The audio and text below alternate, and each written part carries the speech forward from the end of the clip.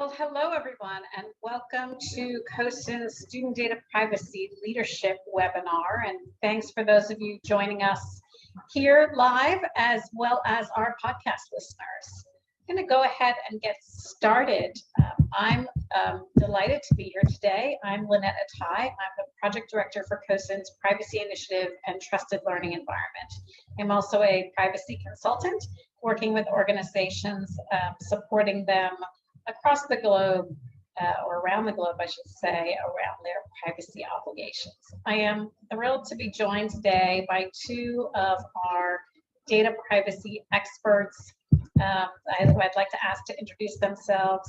Dr. Scheikel, let's start with you. Would you introduce yourself to the group? Sure. Good afternoon. I'm Oscar Scheikel. I'm superintendent in Rockingham County Public Schools in Virginia. I'm not originally from here, so I grew up in Europe, in Austria, and then moved here to attend James Madison University, then was a social studies teacher, then got my master's degree in cybersecurity, which is the connection really to this topic in addition to being superintendent. And then from IT, became the IT director in the county and then moved on to the superintendency. And here I am. Glad to see everyone here and excited about this webinar. Well, we're so pleased to have you here. Thanks so much. Melissa. Hi, I'm Melissa. Introducing yourself. Absolutely. Melissa Temenkamp. I'm the Chief Information Officer for Raytown Schools, just right outside of Kansas City, Missouri. I just completed my 16th year in the district as the tech director, CIO, whatever title I had for the year. So it's been an exciting journey. I've been working with CoSN for years now on student data privacy. It's a passion of mine. I co-chair the working group for student data privacy, as well as teach some online courses for CoSN on those subjects. So it's been an amazing journey, and I'm glad to be here. Thank you both. And we are delighted to have you both here to talk about leadership role in student data privacy. I would be remiss if I did not mention to our audience that both Dr. Scheikel and Melissa Temenkamp are working with school districts that have successfully earned their Trusted Learning Environment seal. For those of you not familiar with the Trusted Learning Environment program, it is a privacy framework that was designed by CoSN with the support of 28 school system leaders, Superintendents Association, AASA, ASBO, and ASCD. And it's a privacy framework for school systems. So it's a way to help school systems identify, measure, and improve on areas where they have specific gaps, and it's particularly customized for student data. It consists of 25 specific requirements that are broken down into 5 practice areas: leadership practice, business practices, data security practices, professional development, and classroom practices. And of course, today we're going to focus on leadership, but if you can see from what is here and the way the program is laid out, it really requires an organization-wide approach to protecting student data, which of course requires leadership involvement in making that happen. And really the TLE program was designed to help not only measure and improve on specific privacy practices, but also to help ease some of that tension that exists between the need to leverage student data for measuring and improving outcomes, as well as with the concerns that exist, and the very real concerns that exist around the technology-enabled classroom. Because with transparency, with going through the program, with building an organizational culture and program of privacy governance and compliance, you also inherently build the transparency that builds trust in your community. I should mention the TLE program is supported by a wide array of organizations and has been very well received. I'd like to kick this off by asking all of you to go over to menti.com, MENTI.com, and enter the code 49158916 to answer this poll question for us, which is, when it comes to student data privacy leadership, what do you find most challenging? For example, is it getting my superintendents on board, getting their attention amid all the other very worthy priorities that they have? Is it moving from talking about privacy to getting into action, doing some tangible work around the challenges? Is it getting other teams on board with new policies, procedures, and guidance and practices?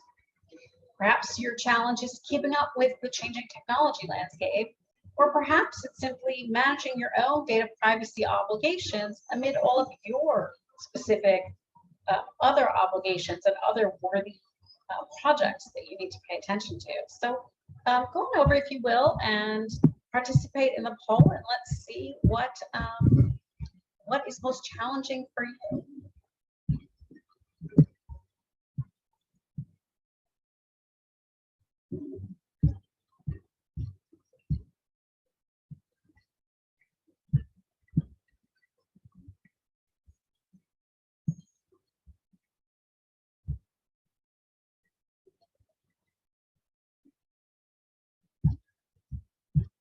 I'm not sure if people are participating in the poll, but let's do a quick reset.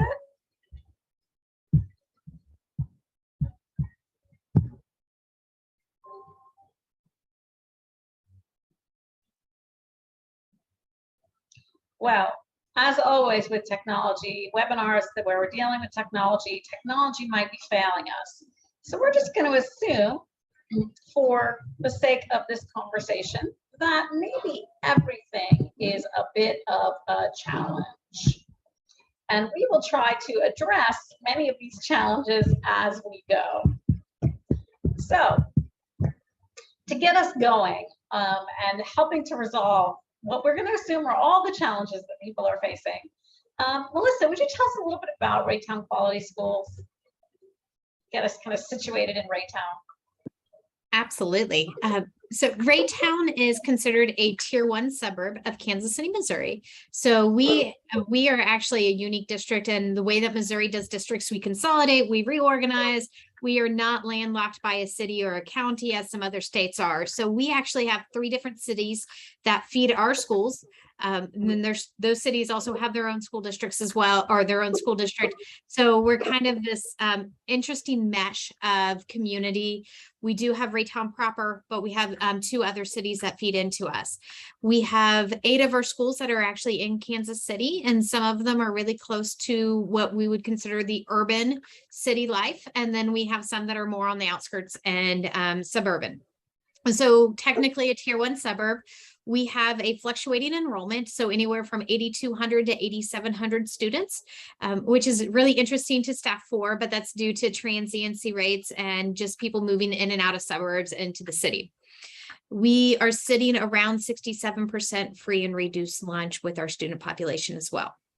With some of our schools actually reaching close to 90% free and reduced lunch within their buildings. As I had said before, I've been here for 16 years, and we started our data governance journey on the physical network side shortly after I started. So about 15 and a half years ago, as soon as I got my feet on the ground and really had an understanding where the district was at, we started that journey to get physical security and then move into, the digital security data privacy components.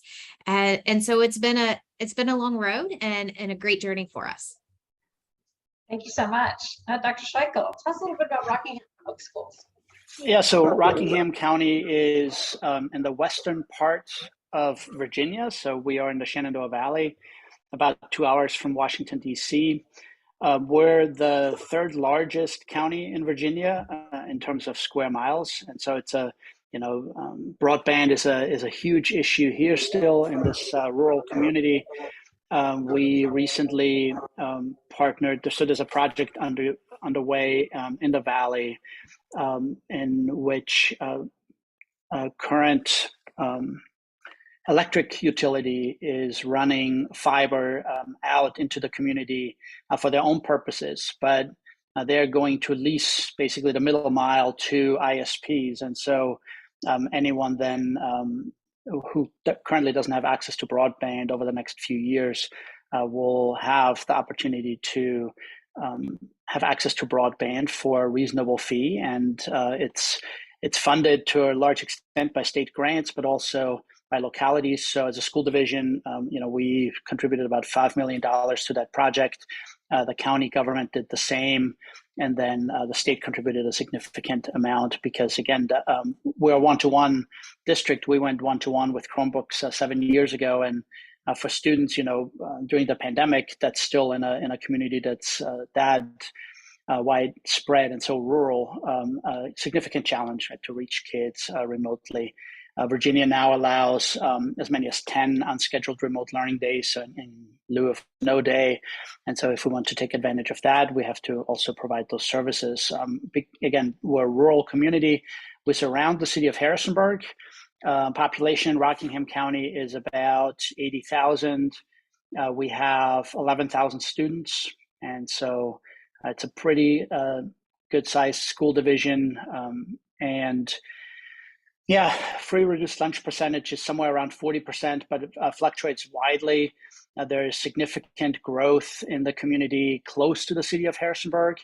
But then we have some smaller schools. We have a few elementary schools with about 150 students that are, quite the distance away. And so there are all kinds of variations when it comes to race, ethnicity makeup, when it comes to free reduced lunch.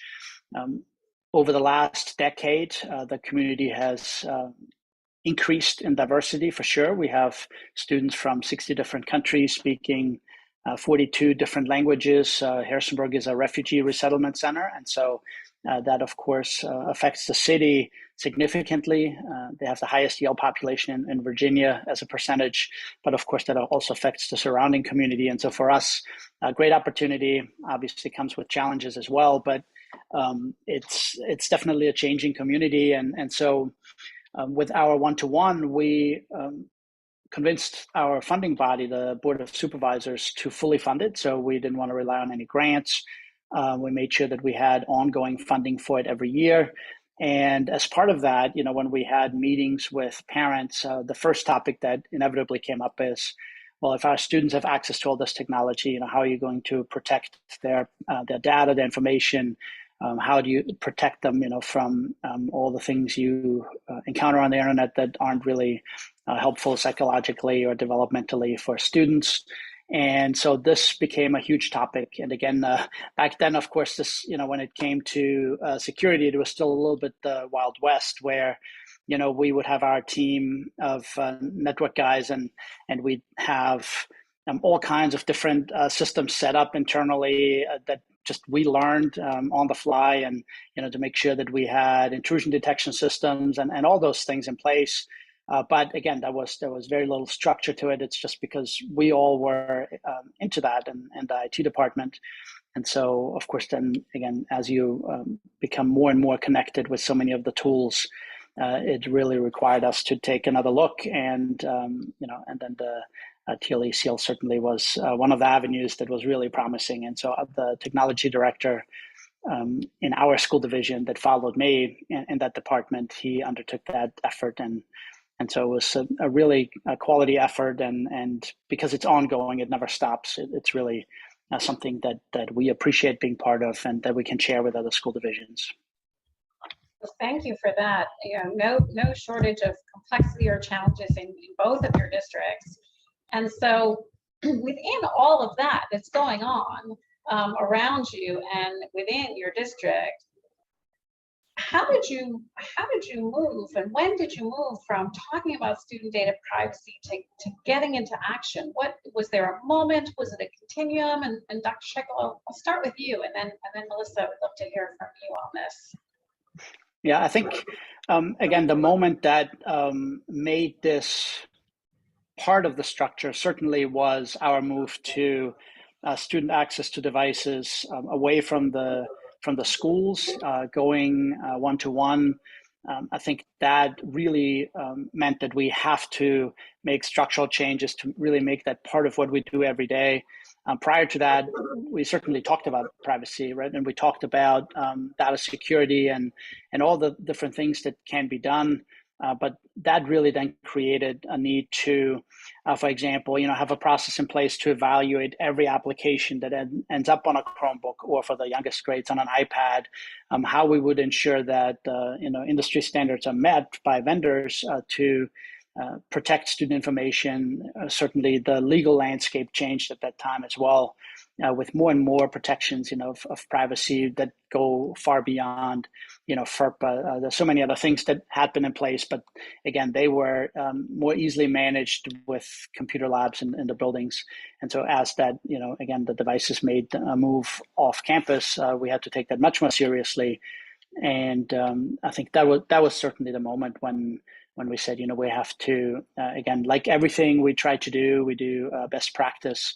What is that best practice? Which organizations, lead the way? And so when we implemented the one-to-one and talked about what types of networks we would have to have in place, bandwidth-wise and support-wise, COSIN was one of the organizations we looked at. It became kind of a key player in providing us with best practice information, what the bandwidth needs to look like when you have 1,000 devices in a building that all may be accessed at the same time. And so then with the TLE seal, that was kind of the natural partner for that, and it's highly regarded. And so again, that move to a one-to-one certainly was the moment for us.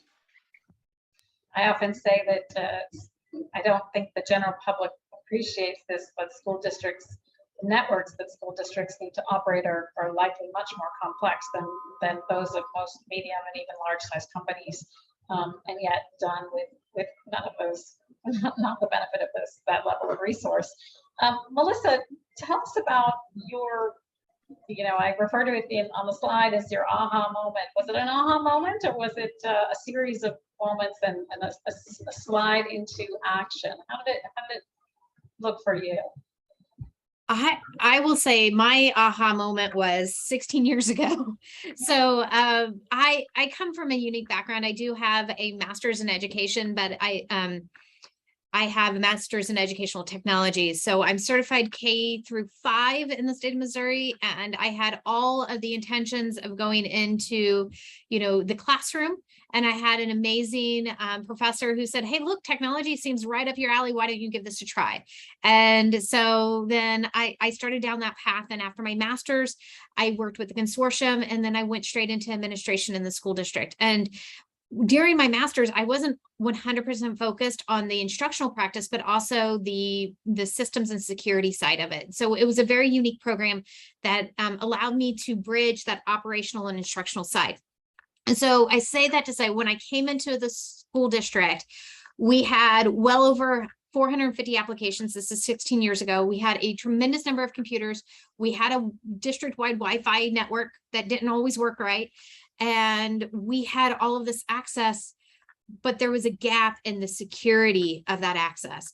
So my aha moment was when I realized that any student on the network could navigate to my superintendent's files, because we had no security and we didn't have the network segmented properly. We didn't have appropriate user permissions.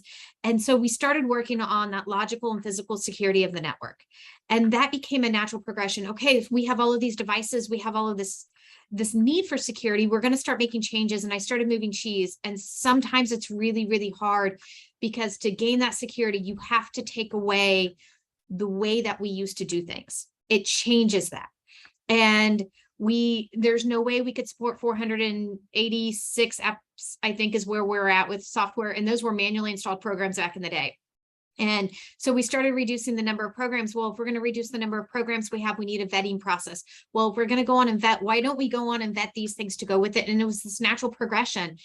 And then as content started moving online, our conversation had to change, because the level of data security and practice of an application that I installed like physically on a computer that may have minimal to no internet access with that application now looks different when it's a web-based application. And having those conversations of what that data and security looks like when we're storing student data now up in the cloud, and we have FERPA records up in the cloud.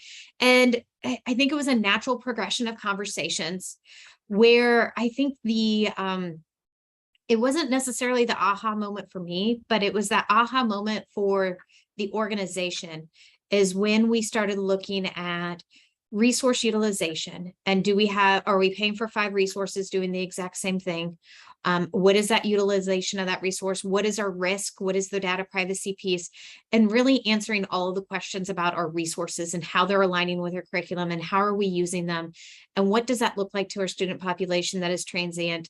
What does that look like to our parents that might have students in multiple buildings? And really, it was our discussion about data privacy became so much more than just data privacy, but it was about the digital world of our students and what that looked and felt like. And there's obviously a security aspect of that.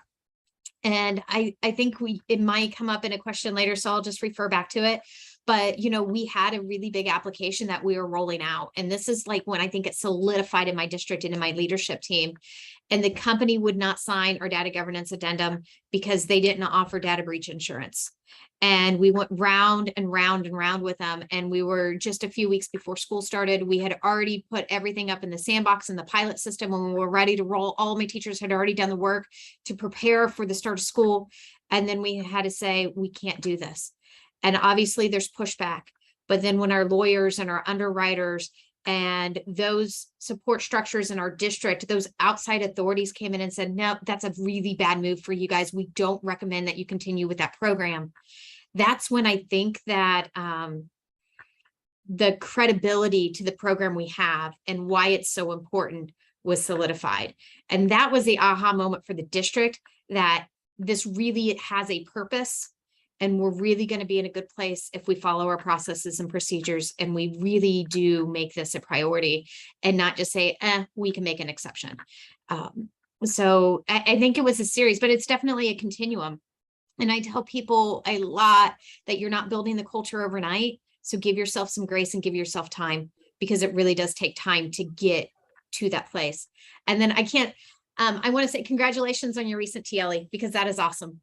I remember that feeling. We were part of that first cohort, and it's amazing. It's an amazing journey to get there. Thank you. Well, thank you both. I think one of the things I'm taking away from this is, and I'm hoping that our listeners are as well, is that it is a continuum. And this is not something that you build overnight, and you start with one step and it leads to another and it leads to another. And I'm also hearing, and I think we'll touch on this in a little bit, is that there are different levers that start to appear for you, whether it's your procurement team, whether it's your insurers, whether it's your attorney, that kind of start to, or can start to help move the whole organization in a direction. And I think we'll touch on that in a little bit. But I think, one of the things we've heard here is you need to start somewhere. And I think we've heard from both of you, where you started was kind of with the network and with physical. And that's as good a place to start as any, right? Is your backbone. And if managing one of those things is more in your wheelhouse than unpacking student data privacy laws, you can start there while you grow your muscle around other areas of knowledge. One thing we certainly know from our two participants here is that this work requires leadership. And one of the reasons we brought together a superintendent and a CIO is that we hear a lot from our technology leaders that there is this conversation that sometimes isn't always happening between superintendents and technology leaders.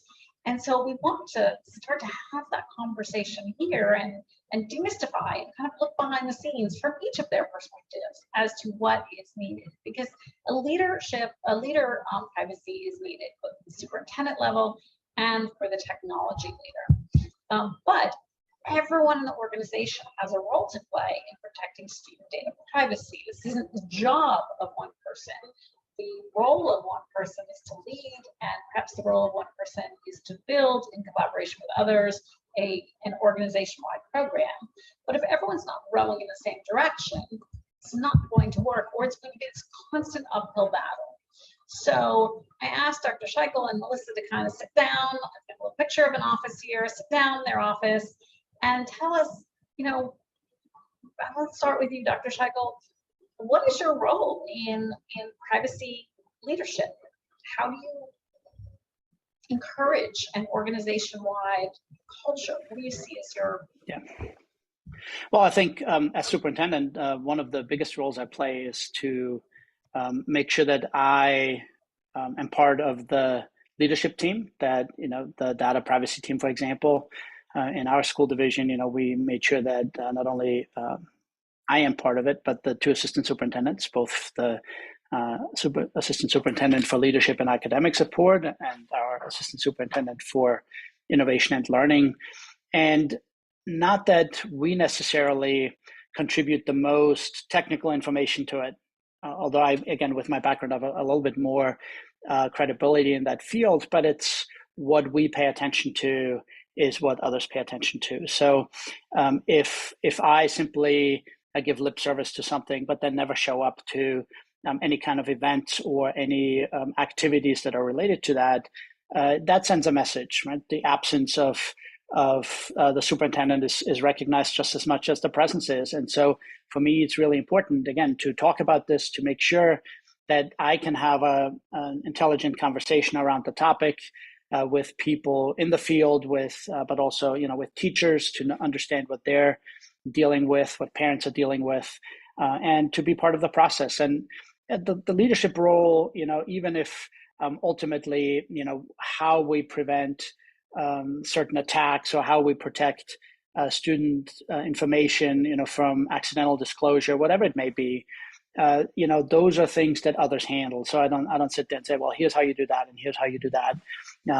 Although I did get involved at one point before I became superintendent by installing a network sniffer on the network, and then went to our chief financial officer and said, hey, do you recognize this password? Happened to be her banking password. And that sends a message too, right? Because there was simply an automatic email check for a decade-old email system, and she had her current email system set to check. And as part of that, she had to enter her username and password, and that was all transmitted in clear text. And so, sometimes those things help when you do something and kind of a little bit of shock value. But most importantly, it is talking about these things. And my work at UVA when I worked towards my PhD was on data-driven decision-making. And it's not exactly directly related to this, but there's a really important outcome. Many times people will say, well, you can do this because you have lots of financial resources, right?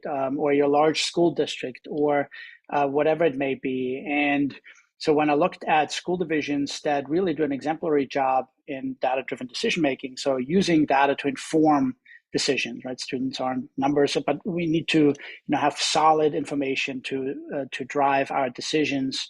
And the school divisions that do that really well, there was no connection whatsoever to how wealthy the school divisions were, what the size of the school division was, but all the factors that really played an important role were leadership factors. So if leadership, doesn't pay attention to a particular topic, then it's simply going to be ignored everywhere else in the organization as well. And so, my role is to be part of the conversation, to inform the school board about what we're doing, certainly to inform the community, to be kind of that go-between, to be the messenger for it, and then to also be at the table and to ask questions and to make sure that the data privacy team, for example, that we're not getting caught in the minutia, because that's not really what we're talking about here, but that there is purpose in everything we do, and that we make sure that what we do strikes the right balance. Security is simply always a balance between convenience and safety, and everything is basically a risk evaluation. We can reduce the level of security if we're willing to take a certain risk. And if in areas where you can't take that risk, you have to have much stronger measures in place. And so, those are sometimes political decisions. And again, for me, it's about being part of that conversation and to make sure that everyone in the organization understands that I take it seriously, and that sends the message that everyone in the organization needs to take it seriously. I think that's phenomenal advice. So well put. And I love that we can put it in this capsule that says what a superintendent as a leader pays attention to is what everyone in the organization pays attention to. And the superintendent shows their commitment and their interest and dedication by showing up. And what it says to us is, and I think we've known this, but I think it's worth repeating, that as a superintendent, you don't need to be in the weeds. You don't need to understand how the cybersecurity technology works. You don't need to understand the ins and outs of the vetting program. You need to prioritize the importance of this, and you need to pay attention to it and make room to pay attention to it, because that will allow those who have that deep technical knowledge and expertise to flourish, and with the organization falling in line with the expected behavior, policies, and procedures. And it's letting those who are on the team do their work, right? So even though I have that technical background, I also pay attention to, letting them do their work. So, my position is different. And even though I used to be in IT, I have to make sure that I don't constantly interfere in those minutiae and let the technology director do their work, right? Just because I have the expertise doesn't mean that's my current role. And so that's really, really important too, is to make sure that those who are experts in the field on the team get to bring their expertise to the table, and that we let them, be the amazing people that they are without constant interference. And I'm sure they appreciate that. Melissa, we know that the superintendent paying attention and showing up can move mountains, but it's not a cure-all. So what does it look like from your perspective? What does it look like when you're getting employees on board with new policies and procedures? How does your leadership come into play? That's a great question. I will say first, as far as what leadership looks like, you absolutely need that top level leadership team, whether you call it cabinet, whatever that name is that you call that team, they need to be all in. Because if they're not going to hold the line and they're going to say, you know what, we're just not going to, we're going to let this one slide, then you lose ground within your program. But you do need somebody to play the role of championing the policies, the procedures, understanding those guardrails, and being able to communicate that effectively to each of the members of the leadership team.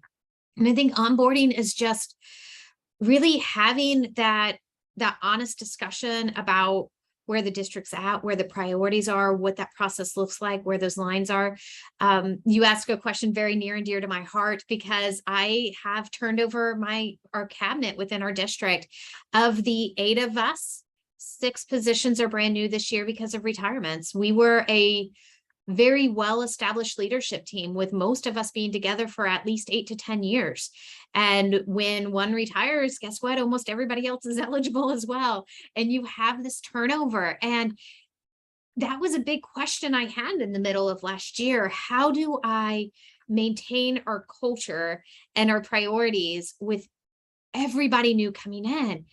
And it's really just about that honesty and that discussion about, here's where our priorities are. This is the work we've done. This is why we're doing that work. And this is how we proceed. And guess what? When you build that culture keeps going.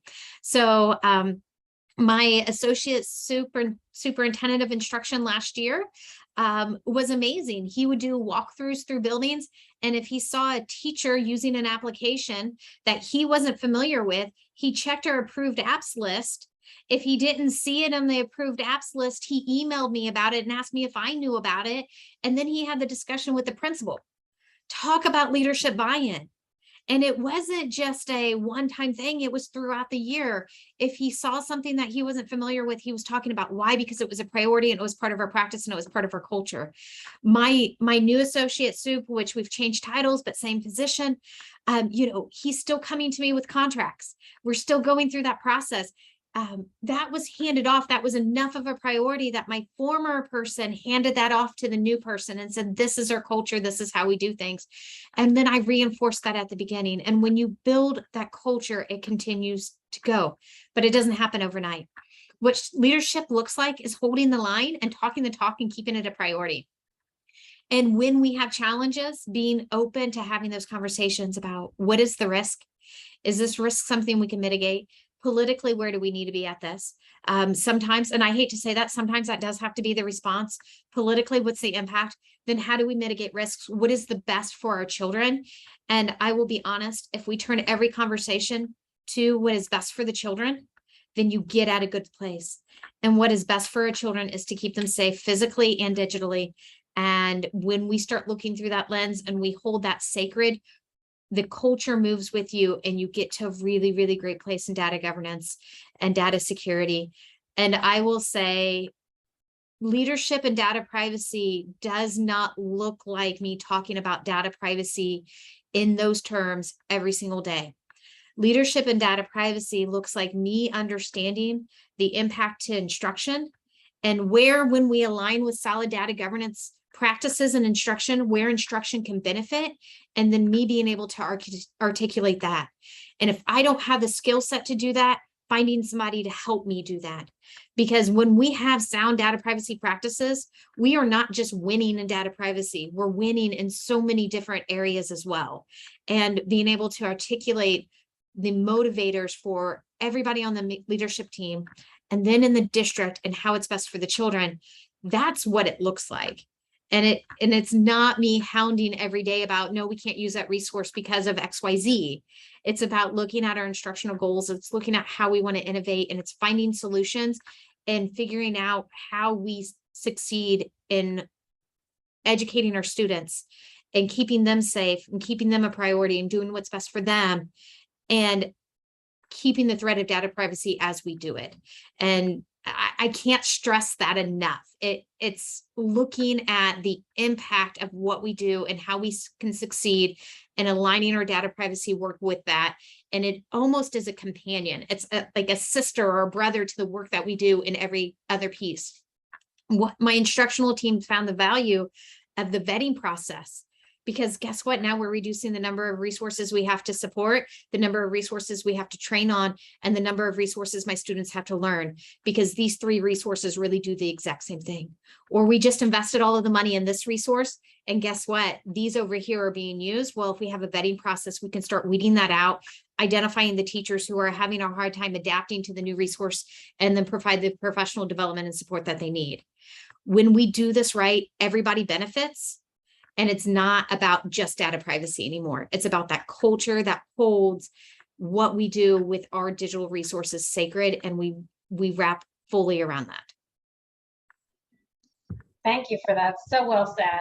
And clearly you're both incredibly invested and passionate about this work. And I certainly always speak about building a data privacy program as something that requires alignment with your organization's mission. And I think what you're hearing from both of our presenters today is the mission needs to come through. We need to give people a why beyond the rules, and that why should be lofty.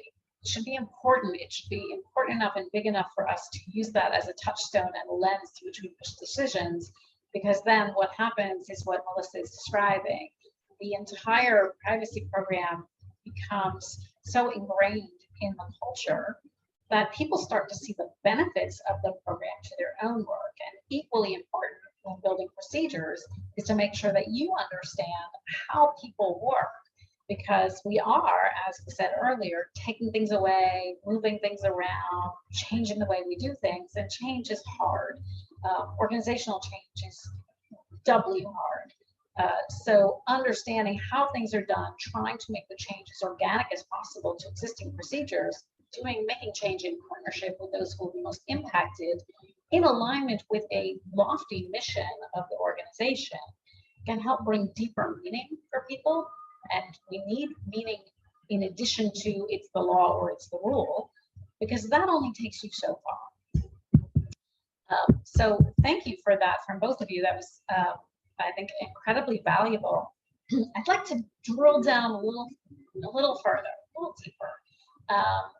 And ask a very pointed question, which is, and we'll start with you, Dr. Scheichel. As a superintendent, what do you want to know? What do you want to learn from your technology leaders? Well, I think, again, like I said earlier, with convenience and security oftentimes at odds, um, I need to make sure that everything we do is driven by our intended learning outcomes. And so, what I need to know from my technology leaders is how we can accomplish our intended learning goals. When technology is the best tool, one, I need to know for what circumstances, do we consider technology the best tool? Where is technology not the best tool? Because if it's not, we need to use the tool that is the best tool.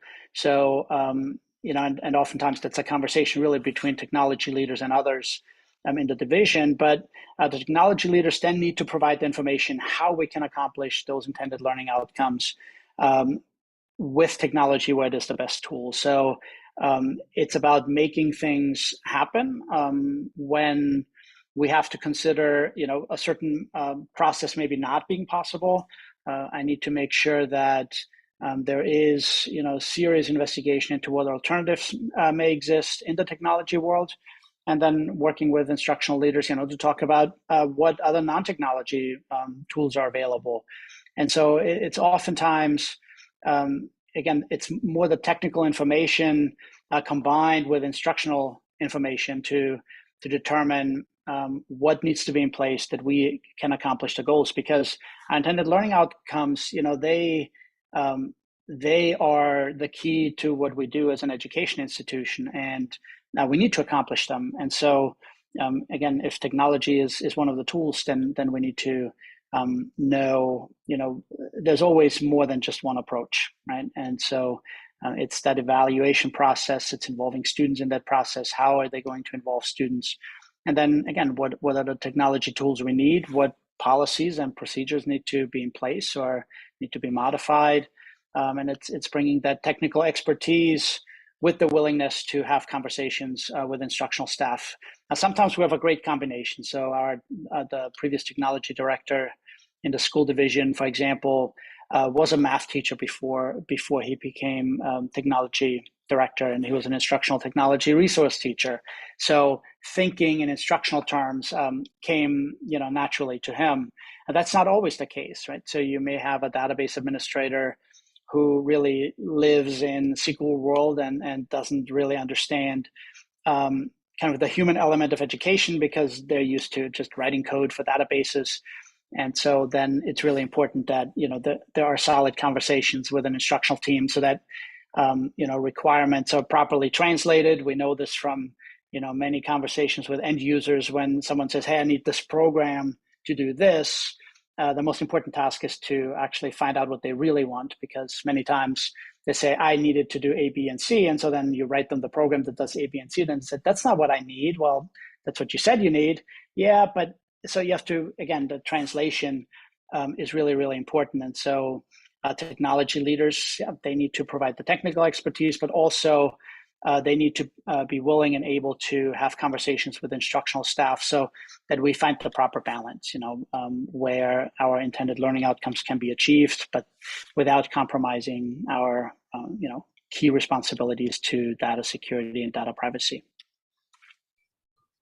Fabulous. Thank you for that. Melissa, what about you as a technology leader? What do you want your superintendent to know? I think that there's two big items that really are critical. One, that data privacy and security takes resources. And so there needs to be, there's a vetting process, resources need to be provided to that vetting process. The security, the infrastructure side takes resources. Sometimes it takes funding, sometimes it takes staffing. And being able to have open conversations about the resources necessary to support the program and all of the components of it, because you can have great things without the support of those things, they don't do the intended function. So one, resources are necessary, but two, and I think maybe more importantly, is that data privacy is not a role that can live only in the technology team. I think that a lot of superintendents, I'm going to talk about board and district leadership, that whole realm there. I believe that many people think the technology team has it. They have infrastructure security. We have this vetting process. We're good to go. The technology team has it. The problem is I can have all of the things if the practices and the behaviors all the way down to the students and the teachers and the staff aren't in place and there's no accountability there, then all of the things I have in place fail. Because my weakest point are my staff. That is my biggest threat to my data privacy is my staff not following processes, procedures, unsafe behaviors. And that falls outside of the technology team. And that data governance is more than just the technology team or your tech director. In some districts, it's a one-man show, keeping your stuff safe. Data privacy is about a culture, and that takes everybody. And understanding that, a real understanding of what data governance is, and that technology leaders and technology department has a function within that, but it is a whole culture that needs to be developed. And it takes time, it takes training, and that we need to invest in that. Oftentimes our teachers' time is really protected and the training is focused 100% on curricular goals. And I hear from peers that it's hard to get time in front of their teachers. It's hard to get permission to send out emails and to do the training. Without that, we fail at this. And those resources, time, staff, money, but also the buy-in of the entire culture is necessary, because your technology director cannot do it alone. Thank you for that, for both of you. And Dr. Scheichel, I'm wondering, you have a bit of an advantage because you've been in that technology leader role. But what advice would you have for other superintendents in getting their entire organization on board in supporting the technology leader around building this organizational culture? What tips might you have for others who are in your shoes, but don't have that eye into the technology and really what's happening behind the curtain as you do?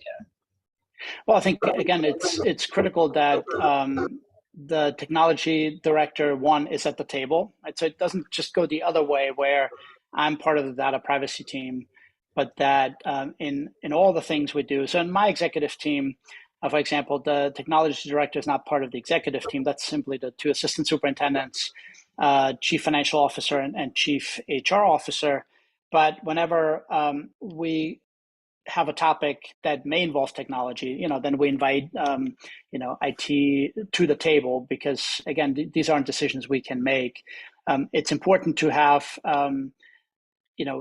it's always staff selection. So when I select the technology director, I make sure that it's a person that can have those conversations, right? It's not just purely technical, but that we have an understanding of educational needs. And so it's me showing up to the data privacy stuff, but also the technology director being involved in key decisions in the school division. Ultimately, I think for superintendents, it's important not to be afraid of these topics. Many superintendents, that have served for a while, they're just not well versed in that world of data privacy, and so but it's the same as with everything we do. Don't be afraid to ask questions.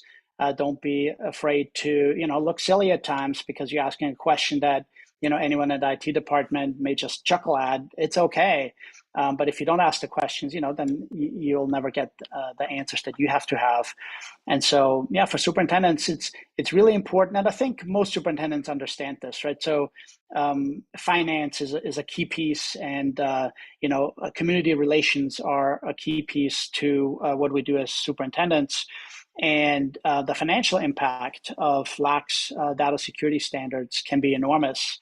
And in addition to that, it's one of the things you don't want to have to tell parents, right? That we just released, information, personally identifiable information for 12,000 students. That conversation isn't going to go well. And so we have to make sure that we take these things seriously, that the world has changed in the last, 2 decades tremendously, and it's only accelerating. And so as superintendents, even though we may not have the technical expertise, it's important that we understand the more we do with technology, the more these things become important. And just like Melissa said, properly resourcing the department. So before I became superintendent, when we went one-to-one, I would, would use COSIN, for example, as one of the resources. And then I'd say, well, for year one of the initiative, I need $1 million. And then a couple of weeks later, the superintendent came back at the time and said, well, what can you do with $500,000? The county's talking about giving you $500,000. I said, tell the county to do something else with it. Either we do it right or we don't do it at all. And it's going to cost $1 million. And that's not always an easy conversation to have with the superintendent. Of course, now in my role, I encourage staff, to be open. I don't want to have to read between the lines.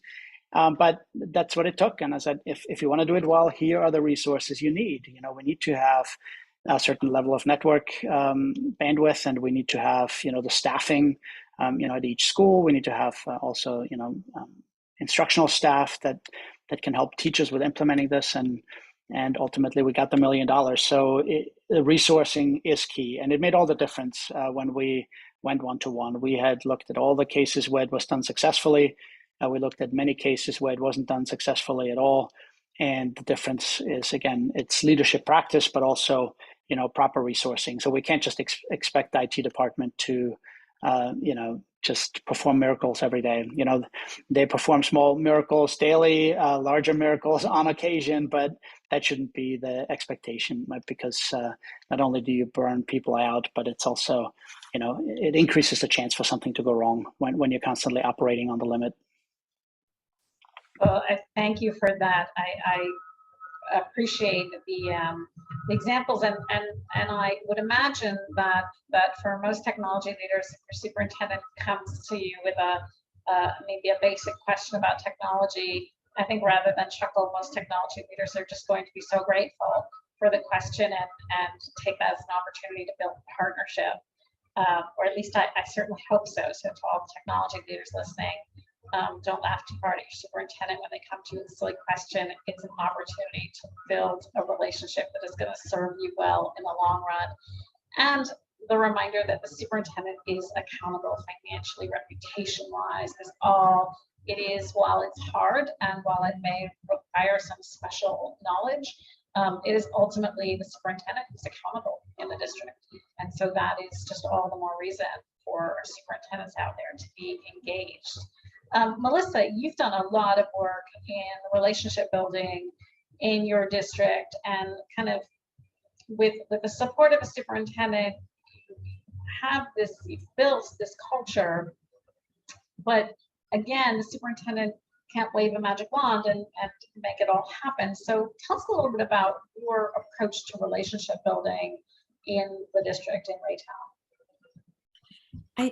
I think it goes back to what I said before. It's understanding everybody's why. When we have honest conversations and we share our why, and we realize that we're all in it for the same reason, which is what's best for kids. And if we're not, then maybe we should question the business we're in. But if we're all in it for the same reason, which is the best for kids, and we share each other's why, then we start having honest conversations and build relationships. Find your allies. I tell people just starting out, one of my biggest allies early on was the special education team, because my students with special needs, they have a lot of additional technology that they need. And so that group is used to maybe some innovation or using technology in different ways, but they're also extremely trained in privacy, because IDEA and the privacy of their students' information and the privacy of IEPs is drilled into them in education. And unfortunately, I don't feel like our teachers and their teacher prep programs get enough drilled into them about data privacy. But man, in the special services department, most universities drill that. And so they get it. I don't have as big of a gap to bridge with them. And when we start talking about their student safety, there's a few programs that my team wanted to use for accessibility for some of their students. We started looking at data privacy. They had their aha moment and their oh my gosh moment. I almost opened my kids up to this. And man, they were my biggest cheerleaders. Get some cheerleaders. I always tell people, get some low hanging fruit, get some cheerleaders, start building the people who understand it first, and then start building relationships. And when you can start speaking their language, when I can talk to my CFO about risk mitigation and liability mitigation, he gets it. When I can talk about trust and the impact on public trust, and possibly even not being able to pass a bond issue if we have a big security breach, and what that impact is on trust in the community, to my superintendent and my CFO, they get it. My instructional team, when we talk about integrity of resources and making sure we're utilizing what we're investing in, they get it. And so understand their why, understand what is important to them, and then start having those honest conversations. It takes time. It didn't happen overnight. When I started, I didn't have a seat at the table at all. Actually, when I started, technology wasn't allowed to talk to instruction. We were not allowed to talk to each other. It was that bad of a relationship. You can get there. There was a post about gotta have grace. You've got to give yourself some grace. You've got to give people around you grace, and take the time to build the relationships, and it will work out. Go slow to go fast. It is such an important mission that it is worth the time it takes to build it right. Thank you both so much. Such great advice, such incredibly rich content. I think we're hearing multiple layers in this conversation. If you are still thinking, but where do I start? What do I do? I would encourage you to head on over to cosin.org, look at the Trusted Learning Environment Center. There's a very quick self-assessment there that will help you kind of get a handle on how you're doing around privacy. Identify your strengths, celebrate your strengths, identify your opportunities for improvement, and plan your next steps. And your next step may be something really simple. It may be, I'm going to have this conversation. I'm going to have this meeting. I'm going to make an inventory. That's okay. It's about getting started, getting in action, staying in action. As Melissa says, go slow to go fast. I say get in action, stay in action. And we all know that staff are not trained enough on privacy, trained enough on the laws, trained enough on the policies, trained enough on the how and the why. And so we could do a whole session on training, but I just wanted to give you 3 notes here. It doesn't have to be expensive. You don't have to have a big LMS that's implemented where everyone's sitting for an hour in front of a computer. It can be short, it can be pithy, it can be fun. Melissa has done tremendous work with her team, creating short videos, using humor. Keep it relevant, keep it engaging, use multiple formats, and be creative. Melissa will tell you about some privacy poster work she's done when staff have, when she's got a captive audience. I believe, Melissa, you referred to as learning in the loo. Put posters in the bathroom. What else do people have to do except read your cybersecurity and your privacy tips there? The note is that it doesn't have to be a big program. Just start. Grab some of the links here, free training that others have done, videos, tip sheets, the works. Put on your best creative hat and start. The sooner you start, the sooner you will get yourself in motion and get some momentum towards creating this culture. If you would like more, if you would like to not go it alone, I would encourage you to join our TLE workshop this fall. There's a link here to the workshop. It's free with purchase of your Trusted Learning Environment application. And what you're doing is meeting together with other like-minded districts who are working through some of the same struggles. And we work together through the TLE practice items. We meet once a month. It's a very low time investment.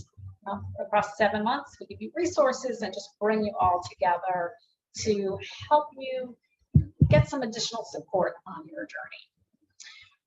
We have a quick minute left. Any questions from the audience? If anyone would like to put a question in the chat, please feel free, and I will try to give you a quick answer. As we think about that. I also wanted to remind you that there are other CoSN resources available at the CoSN website on the Student Data Privacy Initiative and the Trusted Learning Environment Initiative. So I encourage you to go over there. If you have questions that you didn't get a chance to ask or you think about later, please feel free to email me. My email is lattai@cosn.org. We'll be happy to pass questions along to Melissa and Dr. Scheichel as well. So I want to thank you all for listening. I particularly would like to thank Melissa Tevenkamp and Dr. Oscar Scheichel for participating. I hope you all learned as much or more than I did from our experts. Thank you all very much for joining, and we hope to see you at the next webinar. Thank you.